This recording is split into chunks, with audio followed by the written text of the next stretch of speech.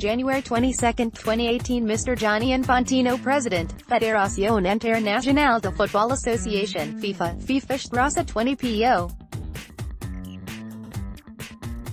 Box 8044 Zurich, Switzerland re. Egypt's hosting of 2019 Africa U-23 Cup of Nations and FIFA's human rights policy. Dear President Infantino, we are writing to urge you to use FIFA's leverage with the Egyptian authorities to push back against a vicious anti-gay campaign which could compromise the safety of athletes and spectators attending the 2019 Africa U-23 Cup of Nations, which Egypt will host. In Egypt, since September 22, security forces have relentlessly tracked down and arrested scores of allegedly gay and transgender people, as well as those who support them, after several young people waved rainbow flags, a symbol of diversity and acceptance of lesbian, gay, bisexual, and transgender LGBT people, at a Cairo concert featuring the Lebanese band Mashru Layla. By November 27, the crackdown had led to the arrest of at least 75 people.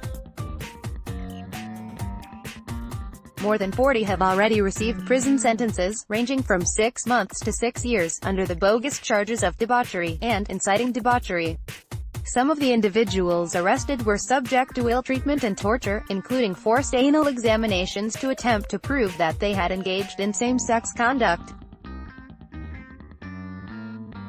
Activists have received death threats and endured beatings and sexual harassment in police stations from other detainees. On November 6, the Legislative Committee in the Egyptian Parliament began studying a draft law to criminalize not only homosexuality but also anyone who carries any symbol or code for homosexuals, such as rainbows.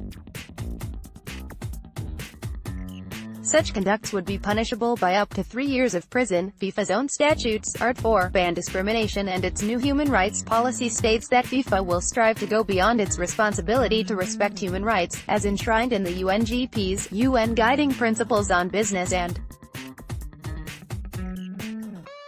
Human Rights, by taking measures to promote the protection of human rights and positively contribute to their enjoyment. In the spirit of these statutes, we urge you to reach out to the Egyptian president and authorities to express your concerns about this campaign and the proposed anti-LGBT law. You should make clear that the current climate would appear to make it impossible for FIFA to ensure the safety of athletes, coaches, families, fans or reporters attending the U-23 Cup of Nations, who could face arrest or harassment for looking gay or gender non-conforming, for using gay dating apps while in Egypt, which the police used to entrap people and charge them with inciting debauchery, for waving rainbow flags or wearing pro-LGBT t-shirts or displaying other homosexual symbols during the tournament, or for simply expressing support for the rights of LGBT people.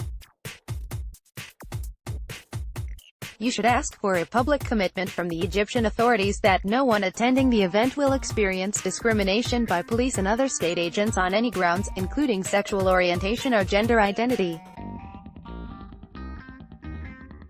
You should also warn Egyptian authorities that the adoption of the draft law and continuation of the current campaign of arrests would be taken into consideration in determining if Egypt is suitable for hosting any future FIFA event. A personal and vigorous intervention on your behalf seems critical to ensure that FIFA's U-23 Cup of Nations is free of harassment and discrimination.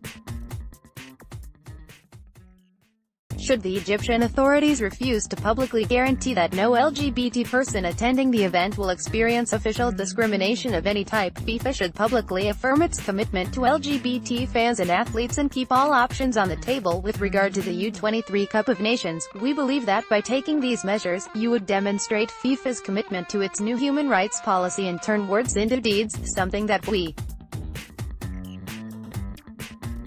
could all cheer. Since this repressive wave of arrests is ongoing, with the latest arrests of 10 people in Alexandria last week, we are requesting an urgent call to discuss with your human rights team as soon as possible. Sincerely, Minky Worden, Director, Global Initiatives Human Rights Watch, Sarah Leah Whitson, Executive Director, Middle East and North Africa Human Rights Watch, CC, FIFA Human Rights Advisory Board, via Chair Rachel Davis.